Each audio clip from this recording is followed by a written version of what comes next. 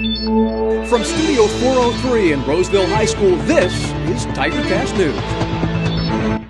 Good morning and welcome to an all-new TigerCast News. I'm Daniel Wetter. Today's show is a little shorter than normal, but we still have quite a bit of news to get to. We begin today with breaking news out of the district office, where Roseville Joint Union High School District is considering adding a new graduation requirement. The requirement centers around a new personal finance course that the district would implement next year. District officials say the course would most likely be taken during senior year, and it would be less time than one term to complete. The requirement would begin with the 2015 graduating class, so seniors this year will not need to worry about it.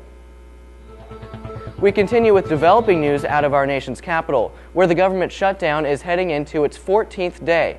Millions of federal employees and military personnel are not getting paid right now. Some Roseville High School students are feeling the effects of the government shutdown in their own families. Security Administration.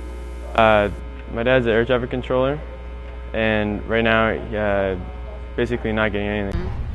It's like it worries my family not knowing whether or not we're gonna get like that, because like 3 weeks of getting paid is a lot of money, especially with the job my dad has. So it's just like it's stressful because like how are we gonna make the house payment if he doesn't get paid? Just things like that, like not knowing. Congress passed a bill last weekend which institutes retroactive pay for those furloughed by the government, which means employees should be receiving pay as soon as the shutdown ends. Since this is a federal shutdown, schools like Roseville have largely been immune to any effects of the shutdown, but it certainly has become a topic of interest in classes like GovEcon.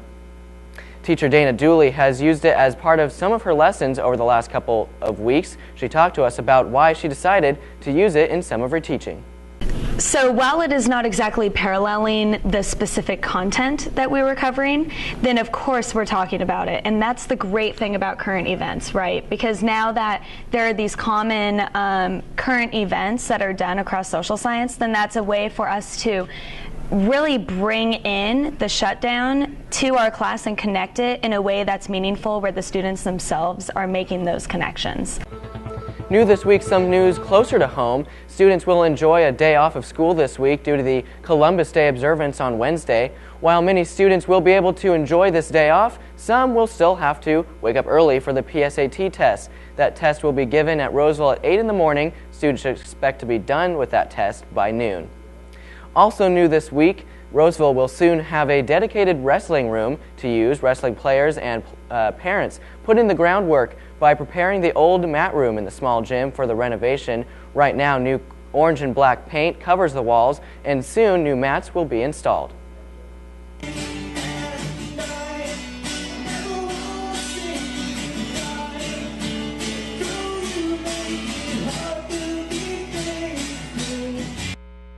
Those are students performing in last week's guitar show that was held on Wednesday and Thursday.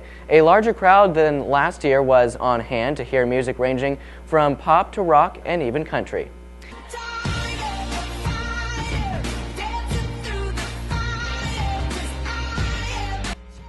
That was Katy Perry's new single, Roar, being performed by Roseville students. It was all for a contest put on by ABC's Good Morning America. Unfortunately, Roseville did not win that contest, which would have brought Katy Perry to Roseville, but student government tells us they're fine with the results because it still brought students together.